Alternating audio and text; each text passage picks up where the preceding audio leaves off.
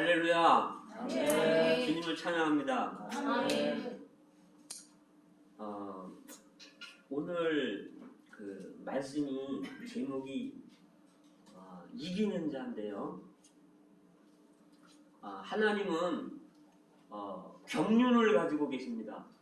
그래서 에베소서 3장 9절에 보면 영원부터 하나님 마음속에 감추었던 비밀의 경륜의 어떠함을 드러내게 하려 하시니라. 그래도 경륜이 있거든요. 에베소서 1장 9절에서는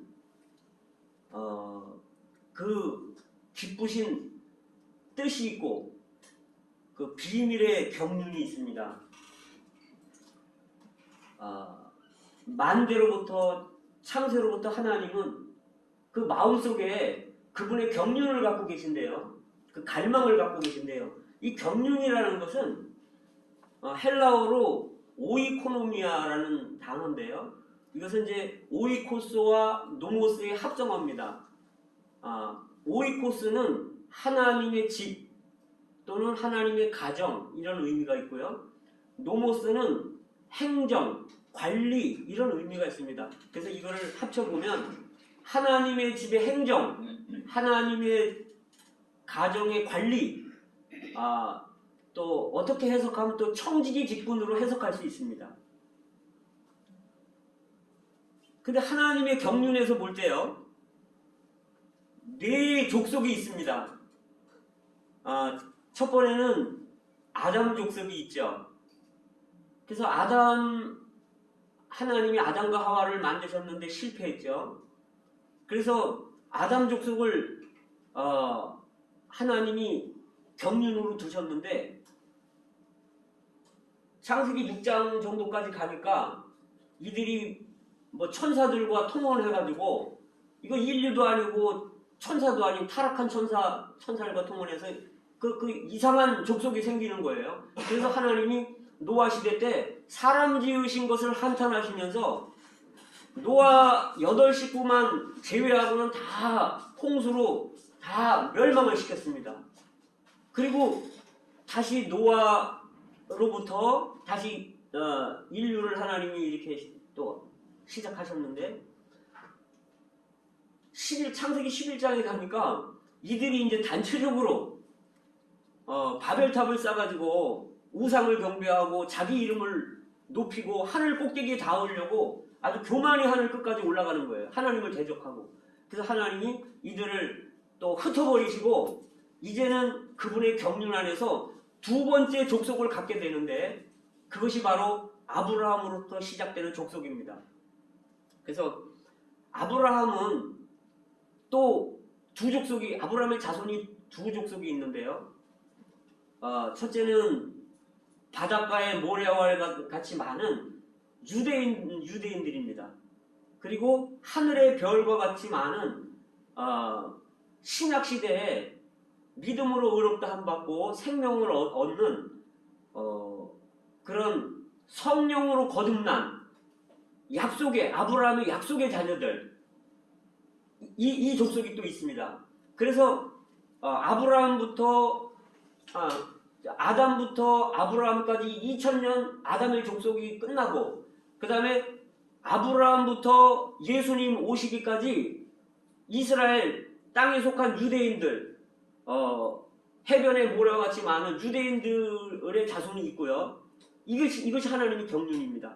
그 다음에 예수님 초림부터 지금까지 아브라함의 약속의 자녀들 성령의 거듭난 약속의 자녀들 신약에 믿는 이들인 그러한 아브라함의 자손들이 이제 한 2000년을 또 가지고 오죠. 그러니까 아담 2000년, 아브라함 유대인들 2000년, 그 다음에 주님부터 지금까지 또 믿는 이들 2000년이 왔습니다. 그러나 하나님이 또 다른 족속을 갖고 계시는데 그거는 바로 이기는 자들입니다. 그래서 계시록에서 주님이 마지막 때 7교회에 7중으로 이기는 자들을 부르십니다. 이기는 자는 교회마다 계속 부르시죠. 그래서 이기는 자는 내가 내 보좌에 함께 앉게 해주기를 내가 이기고 아버지 보좌에 앉는 것 같게 해주겠다. 또 이기는 자는 철창으로 만국을 다스리는 권세를 주겠다. 이러면서 이기는 자들을 부르시는 거예요. 주님은 아주 지혜로우신 분이기 때문에 상을 놓고 부르시는 거죠. 우리가 100m 달리기든 어렸을 때 초등학교 때 이렇게 보면 상을 걸어 놓잖아요. 뭐 노트, 공책 몇 권 그리고 뭐든 다 상이 있으니까 그 상을 보고 전력 질주를 하는 거죠. 그래서 1등을 하면 상을 받는 겁니다. 여기 도장 1등 찍혀가지고. 그래서 주님도 상을 놓고 우리를 부르고 계십니다. 아멘. 그래서 주님은 아브라함부터 율법을 주시기, 그러니까 아담부터 율법을 주시기 전까지 이걸 족장시대라 그러는데 거기서 이기는 자들을 불러내셨습니다. 다 실패했지만 이기는 자들이 있습니다. 아벨, 에노스, 그 다음에 에녹, 노아, 아브라함, 이삭, 야곱, 요셉 이런 사람들 이기는 자들이잖아요. 율법 시대에도 이기는 자들을 부르셨죠 하나님이. 모세나 그 갈렙, 여호수아 이런 사람들 이기는 자들이잖아요. 그 다음에 구약에 계속 이사야도 있고 에스겔도 있고 많은 사람들이 있죠. 수르바벨, 느헤미야 이런 사람들 다 이기는 자들입니다. 그런데 신약 시대에도 이기는 자를 부르시죠. 근데 사실은 이기는 자라 그럴 때 이기는 자는 주님밖에 없습니다. 하나님만이 이기시는 분이지 우리 사람들은 다 지는 사람들이죠. 그래서 하나님을 잘 믿으면 우리 이길 수 있습니다.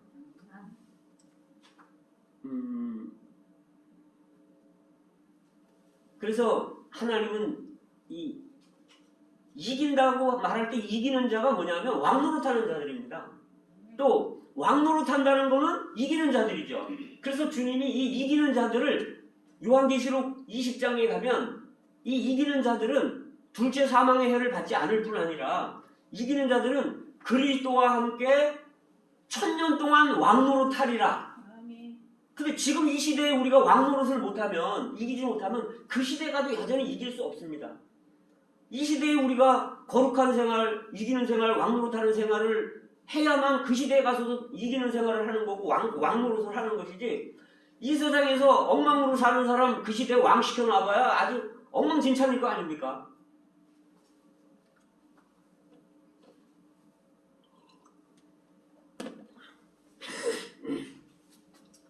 그래서 하나님은 하나님만이 예수님만이 이기는 분이시기 때문에 이 생명을 사람들한테 분배해 주기를 원하시죠. 그래서 성경은 뭐냐? 복음서를 보면요, 마태복음에 보면 예수님이 씨이십니다.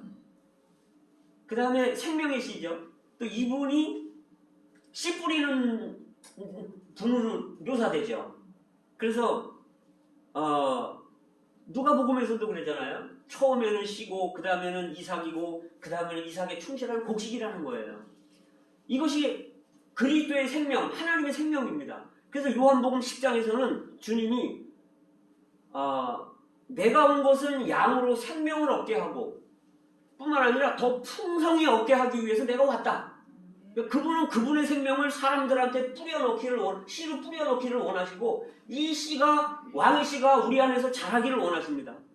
그래서 복음서에서는 씨 뿌리는 것이 나오고 씨가 나오고 씨 뿌리는 자가 나오고 사도행전은 이 씨의 번식과 확장을 말하는 거예요. 씨를 받은 사람들이 또 씨를 뿌립니다. 그래서 몇백 명씩 막 씨 뿌림을 받는 거죠. 3000명, 5000명이 막 받는 거예요. 씨를 받는 겁니다. 이 씨가 막 그리스도의 생명이 사람들한테 확장되는 겁니다.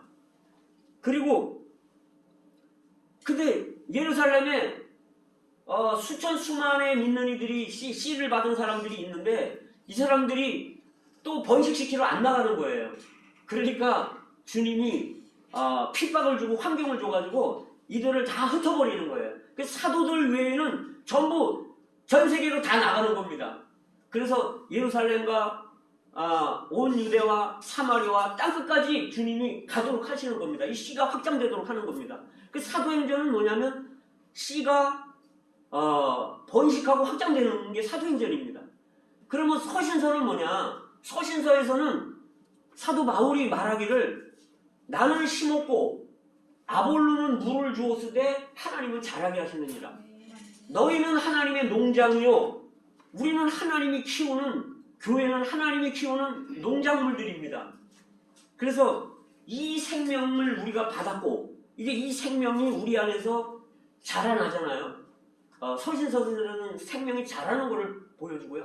계시록은 요한계시록은 뭐냐? 20장에 가면 첫 열매의 수확이 있습니다.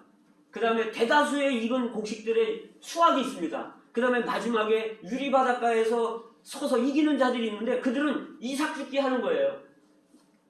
첫 열매 대다수의 곡식들을 수확하고 그 이삭까지 다 죽는 겁니다. 열매로. 그들이 왕노릇하는 겁니다. 그 시대에. 이제 천년왕국이 오면 왕노릇하는 겁니다. 이것이 성경입니다. 그 왕에 대해서요. 왕에 대해서 주님이 규례를 정하셨는데 신명기 17장에 보시면 거기 왕에 대한 규례가 나와요. 왕은 선택된 믿는 이들 가운데서 세워야 된다. 우리가 다 선택받은 사람들이지만 신약에 그 중에서 왕들이 나오는 겁니다. 그리고 애굽에 말을 많이 사러 사람들 보내지 말아라. 그 다음에 아내를 많이 두지 말아라. 정욕적인 거를 말하는 거죠. 그 다음에 금은보화 많이 쌓아놓지 말아라. 그 다음에 중요한 게 있는데요.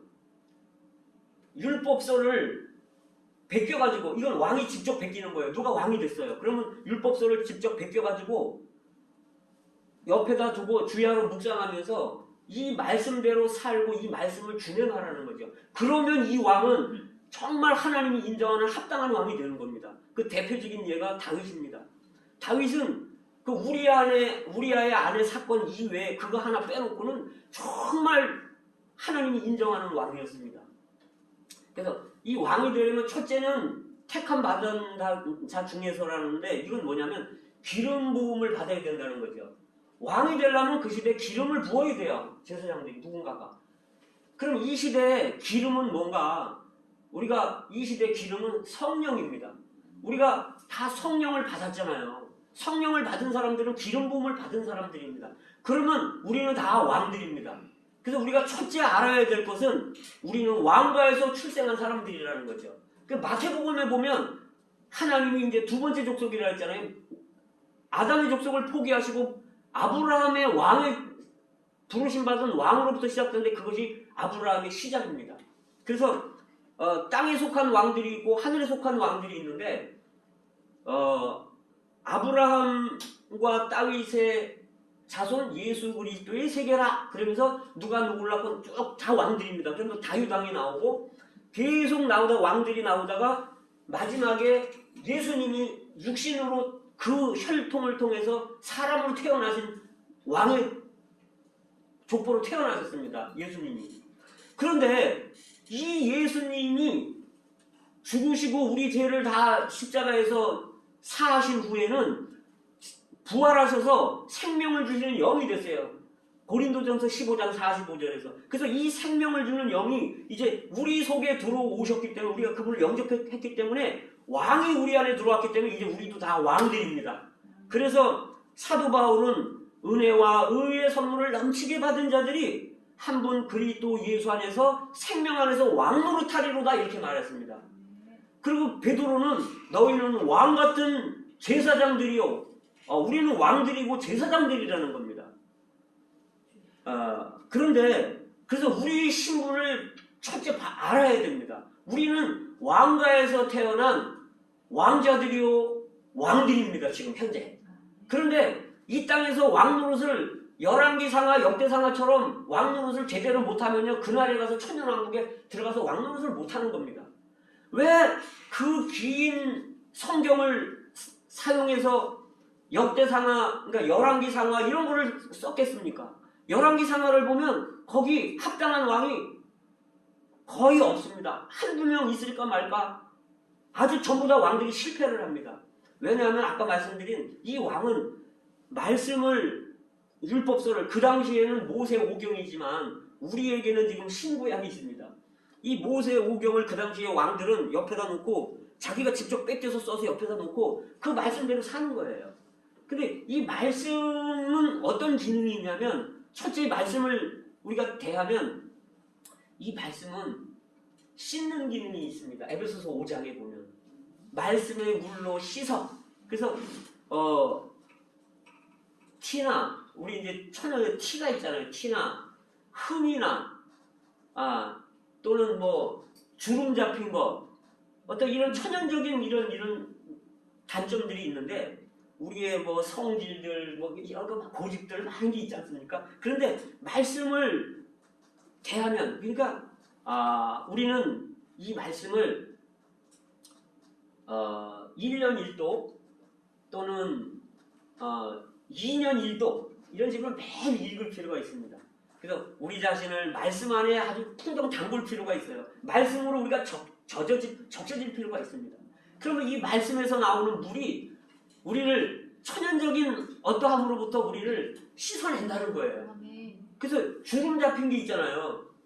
사실은 연세가 드셔도 말씀을 계속 묵상하고 말씀을 보는 사람들은요, 청년 같아요. 그 갈렙이 그랬잖아요. 갈렙이 나이가 많이 들어도 청년 같잖아요. 그래서 또 우리가 말씀을 내가 이해를 하든지 깨닫든지 못 깨닫든지 이해를 하든지 못 하든지 그냥 계속 읽는 겁니다. 그리고 읽다 보면 한 구절이 내 마음에 와닿는 게 있어요. 그럼 이 구절을 가지고 하나님 앞에서 기도하면서 하루를 보내는 겁니다. 그러면 이 말씀이 우리를 거룩하게 하고 세상으로부터 분별시키고 하나님 편으로 우리를 서게 만들어줍니다. 그리고 우리를 보호해주죠. 그 왕들은 그렇게 해야 됩니다.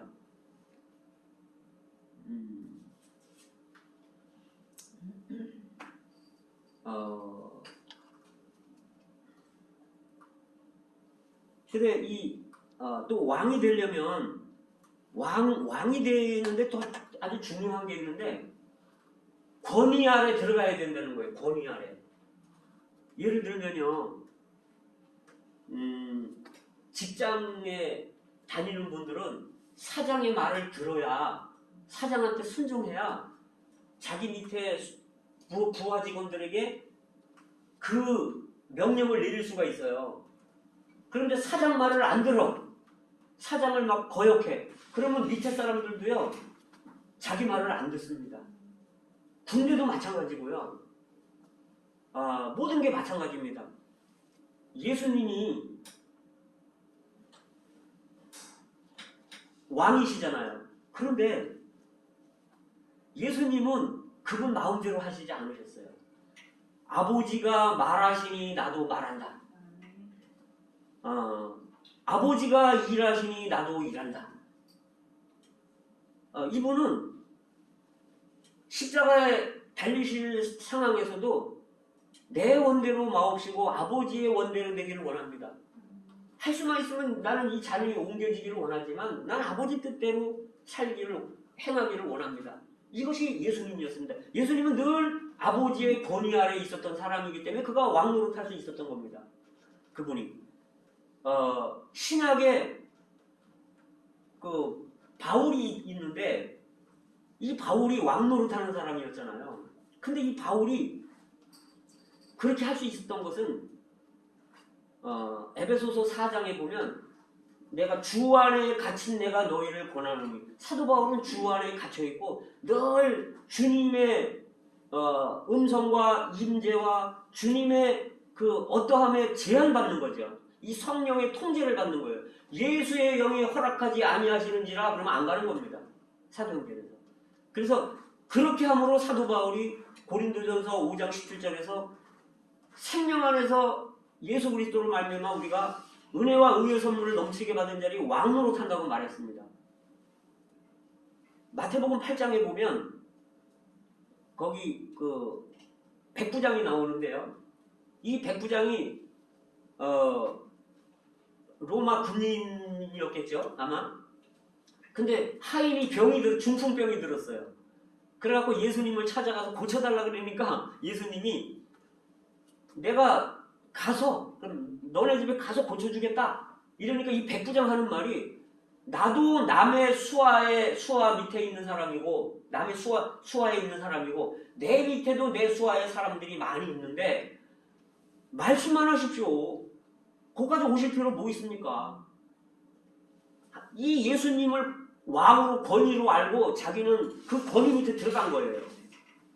그러니까 예수님이 내가 이런 믿음을 가진 사람 내가 처음 봤다. 그러면서 가라. 가보니까 그 시에 가니까 낫습니다. 그래서 우리가 왕이 되려면 늘 이 주님의 통제 아래 성령의 통제 아래 우리가 살 때 우리는 왕 노릇할 수 있습니다. 예전에는요 죄로 말미암아 사망이 우리 안에서 왕 노릇했죠. 이게 바울의 고백입니다. 그래서 바울이 하는 얘기가 내가 죄인 중에 괴수로다. 아주 사망이 왕 노릇해서 그는 그 죄로 인해서 자기가 왕이 된 거예요. 사망이 바울 안에서 왕이 된 거였죠. 그러나 그가 은혜와 의의 선물을 넘치게 받은 후로는 생명 안에서 왕 노릇하는 겁니다. 예수님 안에서 자기가 왕 노릇하는 겁니다. 그 아주 그리고 이 왕 노릇 하려면 왕은 다스리잖아요. 그러면 이 왕이 다스리면 뭘 다스리냐? 우리 안에 성질을 다스리고 그 다음에 죄를 다스리고 교만, 우리 안에 시기, 질투, 우리 안에 이런 많은 소극적인 자아들 이런 것들이 있잖아요. 욕심들 이런 것들을 내가 이 예수 그리스도를 내 생명 삼아서 내가 이런 것들을 다스려야 된다는 거죠. 그뿐 아니라 이 왕은요 아주 가진 게 많잖아요. 왕은 이 나라의 왕도 백성들에게 먹을 걸 나눠주고 먹고 살게 해주는 게 왕이지 않습니까? 그래서 우리가 왕이라면 가진 게 많고 하나님에 대한 게 풍요로워서 이런 것들을 성도들한테 나눠주는 겁니다. 공급해주는 겁니다. 그래서 마태복음 11장에 보면 12절에 보면 천국의 제자된 자마다 천국의 제자된 서기관마다 옛 것과 새 것을 내어다 주는 집주인과 같으니라. 옛 것은 구약이고 새 것은 신약입니다. 그래서 우리가 하나님의 어떠함으로 우리가 가득 채워져서 하나님의 말씀으로 조성되고 짜여져서 진리로 내가 다 조성돼서 이 풍성한 것들을 믿는 이들에게 나눠주는 겁니다. 그래서 예수님이 그러시죠. 지혜롭고 충성된 종이 되어 집사람들을 맡아 때를 따라 양식을 나눠줄 자가 누구냐. 이렇게 하는 걸 보면 주인이 와가지고 자신의 즐거움에 참여시켜준다는 거죠. 칭찬해주면서. 그 대표적인 예가 구약에 보면 요셉입니다. 요셉은 늘 왕노릇했죠. 나눠줄 뿐 아니라. 근데 요셉은요, 우리가 알듯이 요셉은 꿈 꾸는 자입니다. 그리고 꿈을 해석하는 자죠, 요셉이. 그러니까 요셉은 어느 날 꿈을 꿨는데 아주 젊었을 때 꿈을 꿨죠. 청년 때 꿈을 꿨는데 11곡식단이 자기한테 절하는 거예요. 그래서 요셉은 하늘에서 보인 걸 잡았습니다. 이 시대에 믿는 이들은, 하나님을 믿는 이들은 곡식 하나님이 키우시는 생명이 충만한 곡식단들이구나. 하나님이 기르고 계시는구나. 그 다음에 꿈에서 11별과 해와 달이 자기한테 절하는 걸 봤습니다. 믿는 이들은 이 시대에 하늘의 위치에, 하늘의 그런 위치에서 이 어둠을 밝혀내는 그 별과 같은 존재들이구나. 우리는 하늘에 속한 사람들이구나. 그래서 신약에는 우리의 시민권은 하늘에 있는지라. 이제부터 우리가 외인도 아니요 손도 아니요 성도들과 동일한 시민이라. 이것은 우리가 하늘에 속한 백성들이라는 거죠. 왕들이라는 거죠. 그래서 이 요셉은 그걸 본 겁니다. 그래서 이 하나님이 보여주신 이상의 통제를 받았어요. 그래서 형제들이 요셉을 갖다가 옷을 뺏겨갖고 구덩이에 넣고 팔아먹어도 원망이 없습니다. 왜? 하나님의 생명이 충만한 곡식다는 걸 자기가 아니까. 형제들도 그런 사람들을 아니까 형제들을 원망하는 게 없습니다. 그리고 이제 보디발의 집에 팔려갔잖아요. 보디발의 집에서 왕노릇 하는 거예요. 그 생명으로 통제받는 겁니다. 성령의 통제를 받는 거예요. 그러니까 거기서 왕노릇 하는 거죠. 그런데 억울하게 그 보디발의 아내가 유혹하는 걸 뿌리쳤다가 억울하게 또 감옥으로 가잖아요. 그런데 보디발의 집에서 왕노릇 할 뿐 아니라 이제 감옥에 가서도 또 왕노릇 하는 겁니다. 모든 죄수들을 다 맡아가지고 다 공급하는 거예요. 다 관리하는 겁니다. 거기서 요셉의 원망, 불평 하나도 없습니다. 보디발의 아내가 유혹하려고 할 때 나는 이 어둠의 이런 세상에서 나는 어둠을 밝히는 나는 별 같은 존재이기 때문에 내가 이런 데 유혹당하지 않겠다라고 뿌리치고 나오는 겁니다. 그리고 감옥에서도 왕노릇하고 그랬더니 이제 애굽에서 바로가 불러가지고 꿈을 해석해주면서 거기서 또 이집트 그 당시에 그 큰 나라에서 왕노릇하는 겁니다. 근데 사실은 바로가 왕노릇하는 것은 보고자뿐이고 실질적으로 왕노릇은 요셉이 한 겁니다. 그래서 요셉은 그 풍성할 때 곡식을 저장해 놨다가 기근 때에 이 곡식을 하나님의 백성들뿐 아니라 이집트에 있는 이방인들까지도 다 나눠주는 겁니다. 이렇게 이게 요셉이 왕노릇하는 겁니다.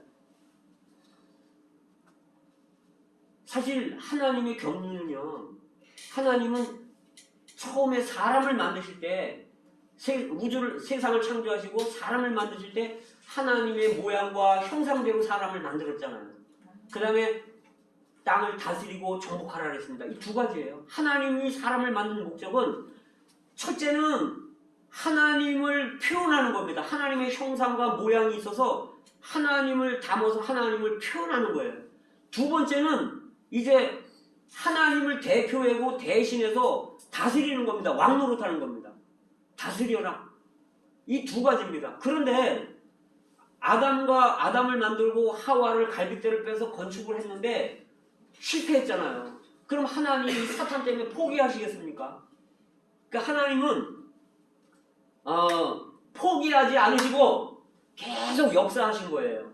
그래서 창세기 2장 3장에서는 사람의 실패가 나오지만 하나님의 경륜이 어그러진 것 같지만 창세기 48, 49, 50장 마지막 장에 가면 하나님이 이것을 이루는 걸 볼 수 있습니다.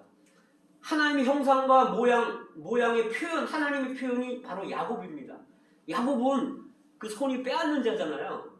그러니까 뱃속에서 형 뒷다리를 잡는 거예요. 자기가 형 되려고. 그런 빼앗는 자가 하나님의 택함을 받을 뿐 아니라 하나님의 다룸을 받아서 결국 그 축복하게 되는데 야곱의 축복 보세요. 그 하나님의 표현은 축복에 있습니다.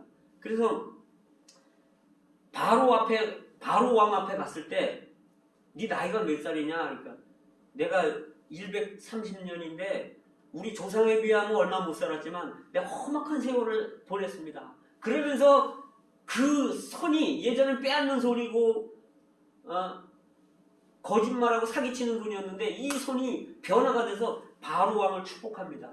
히브리서에서 뭐라 그러냐면 폐이 일어나고 작은 자가 큰 자의 복빌음을 받느니라. 큰 자가 작은 자를 축복한다는 거죠. 복을 빌어준다는 거죠. 우리가 이 시대에 어떤 대통령이나 왕들이 있다 하더라도 우리가 그 사람을 축복할 수 있다면 우리는 그분보다 더 큰 사람들입니다. 우리는 왕들입니다. 그래서 그 요셉이 그러니까 야곱이 그 요셉의 두 아들을 축복할 때 어긋맞게 축복하는 거예요. 아버지 틀렸습니다. 이쪽이 오른쪽 큰 아들입니다. 나도 안다. 알고 축복하는 겁니다. 그리고 창세기 49장에 야곱의 축복을 보세요. 그 예언의 축복들이 다 이루어졌습니다. 또 다 이루어질 것들이고 앞으로. 그래서 야곱은 하나님으로 가득한 사람이고 이 사람이 이스라엘로 변화됐잖아요. 하나님의 왕자가 됐습니다. 왕이 된 거죠. 하나님을 표현하는 야곱 이스라엘이 있을 뿐 아니라 요셉이 있잖아요. 요셉은 정말 하나님을 대신해서 다스리는 왕이었습니다. 그래서 하나님은 그분의 경륜을 아담과 하와가 실패했지만 2, 3장에 실패했지만 50장 갈 때는 하나님의 뜻을 이루신 것입니다.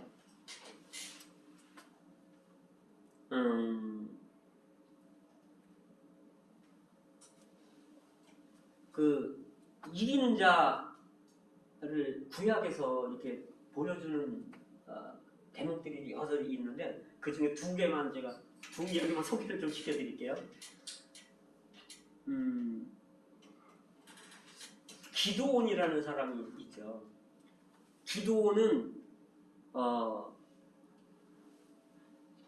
하나님의 택함을 받아서 기드온이 이제 전쟁을 하려고 이제 나왔는데 그 당시에 미디안 족속이 성경 표현해 보면 바다의 모래알처럼 많이 와 있다는 거예요. 미디안 군인들이 바다의 모래알처럼. 그 다음에 약대들이 바닷가 해변에 모래처럼 왔다는 거예요. 이스라엘을 공격하러. 그런데 이스라엘 사람들을 이제 전쟁할 사람들을 불러냈는데 32,000명밖에 안 온 거예요. 그럼 우리가 볼 때는 미디안을 이길 수가 없어요. 32,000 갖고 어떻게 이기겠어요, 그죠? 그런데 하나님은 우리하고 다릅니다. 하나님이 뭐라 하시냐면 너무 많다. 왜? 그들이 내가 이기기 위해서 그들이 이기면 자기들이 힘이 있어서 자기들이 지혜롭고 용맹해서 이겼다 그럴 거니까 영광을 자기들이 갖고 갈 거니까 나는 너무 많아서 그 사람들 데리고 난 안 하겠다. 그래서 우리가 이기는 자의 조건이 있는데 하나님께 영광을 돌리지 않고 무슨 일을 한 후에 자기가 했다고 하는 사람은 이 사람은 이기는 자가 될 수 없습니다. 두 번째, 그래서 이제 두려워 떠는 자들은 가라 이랬습니다. 그랬더니 22,000명이 갔습니다. 왜 두려워 떨었겠어요? 내가 집에 가면 죽을까봐 그러겠죠? 집에 가면 내가 그동안 모아놓은 재산도 많고 내가 아내도 있고 자식들도 있고 부모도 있고 그런데 내가 전쟁에 나가 죽으면 어떻게 되냐 두려워하는 거예요. 하나님은 두려워하는 자들을 쓰지 않습니다.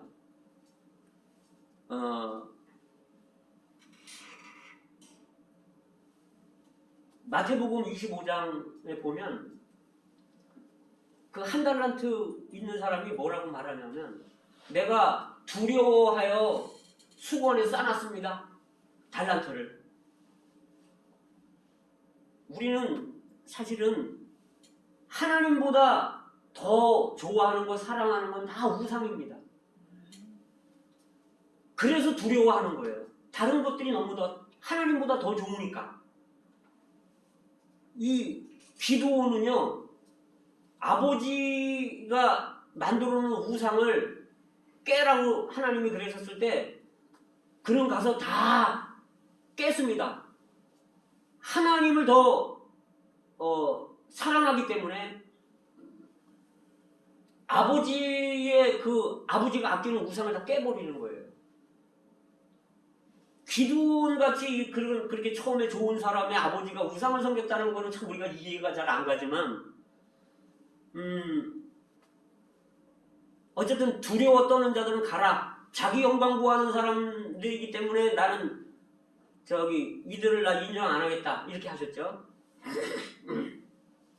그러니까 22,000명이 갔어요. 이제 10,000명이 남았어요. 그러면 그 10,000명 가지고 해야 되는데 하나님은 10,000명도 너무 많다. 내가 따로 세우는 사람 그들을 데리고 너는 전쟁에 나가라. 그래서 그 따로 세우는 게 뭐냐면 물가에 내려가서 물을 먹게 하는 거예요.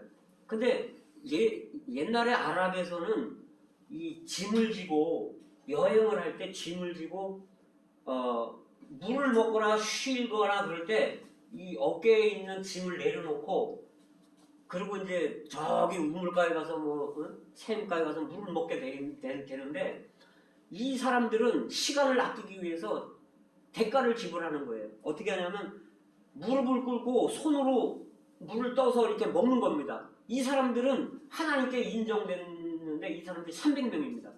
그런데 짐을 다 풀어놓고 가서 그냥 엎드려서 개처럼 입으로 핥아먹는 사람들은 하나님이 인정 안 하겠다는 겁니다. 그래서 우리가 먹고 사는 문제, 이 물 마시고 이러는 것은 우리 그 생활 문제잖아요. 우리가 평상시에 생활할 때 직장 생활을 하든 어디 가서 무슨 생활을 하든 간에 우리가 거기에 푹 빠져 있으면 그 사람은 이기는 자가 될 수 없다는 거예요. 그래서 언제 강도가 올지 언제 도둑이 올지 모르기 때문에 이 짐을 내가 지켜야 되기 때문에 짐을 메고, 그 무겁잖아요, 짐이. 그 무거운 걸 짐을 메고 무릎 꿇으면 이게 무릎이 아프잖아요. 그리고 좌우를 살피면서 머리를 이렇게 물에 박지 않고 좌우를 살피면서 물을 손으로 떠서 이렇게 마시면서 짐도 내려놓지 않고 이렇게 하는 사람들, 깨어있는 사람들을 원하신다는 거죠.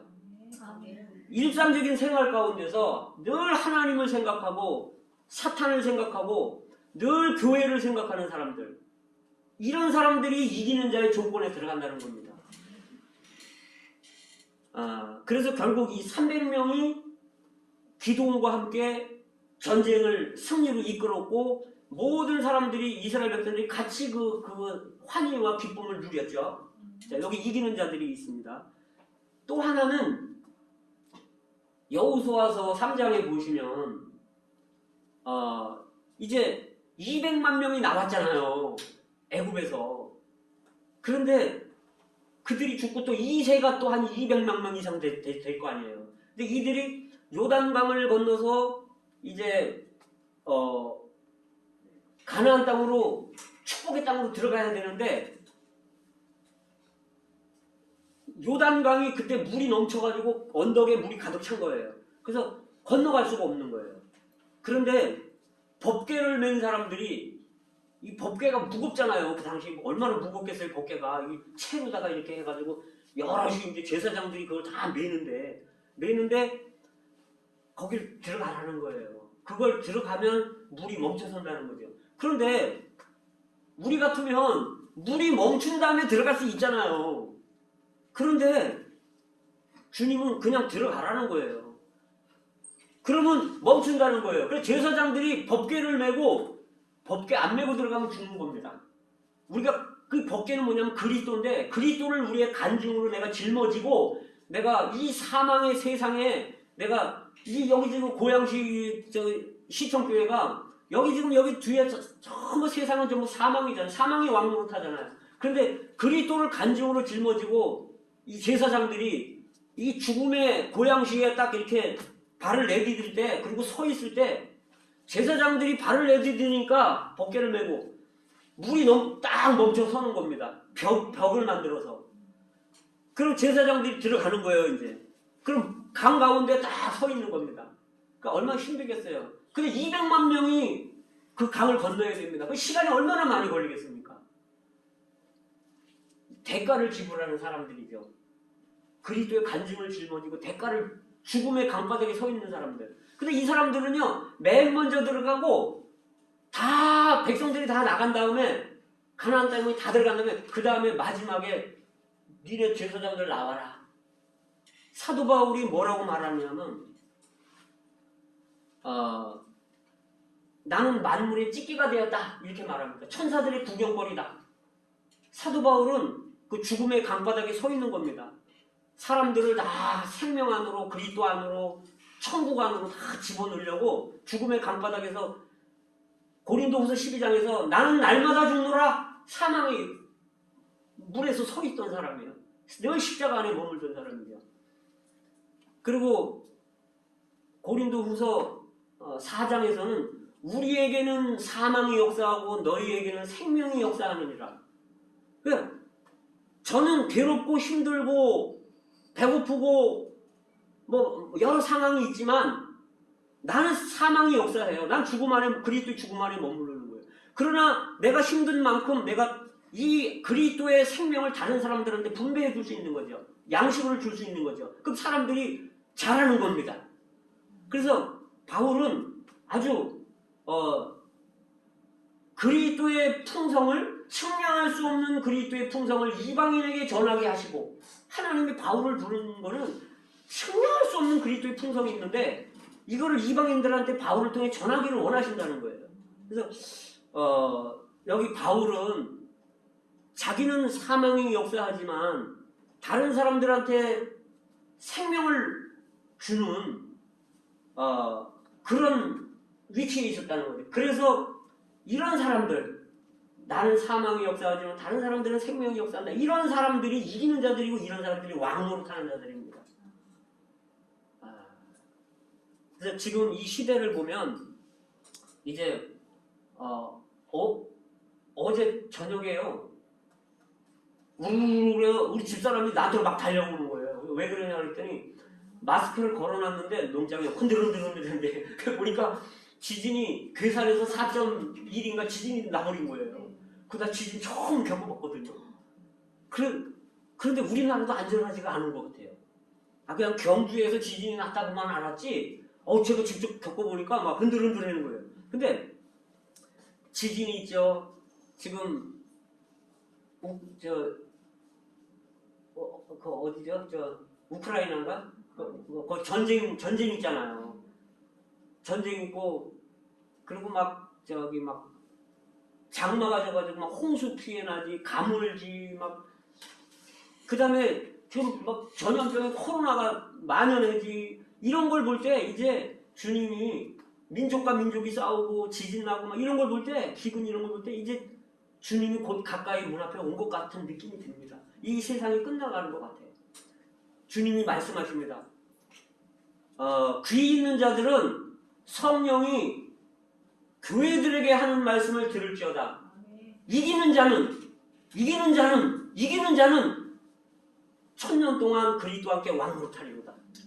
지금 이 시대 마지막 때에 주님이 이 네 번째 족속, 이기는 자들의 족속을 부르고 계십니다. 정말 우리 모두가 이런 주님의 성령의 음성을 듣고 정말 깨어서 이기는 자, 왕노릇하는 자들이 되어서 그날의 주님 앞에 우리가 이 땅에서 어떻게 왕노릇을 하면서 살았는지 내신 성적을 가지고 주님 앞에 가서 심판받을 때 잘했다 칭찬받는 모든 성도분들이 되기를 부탁드리겠습니다. 아멘.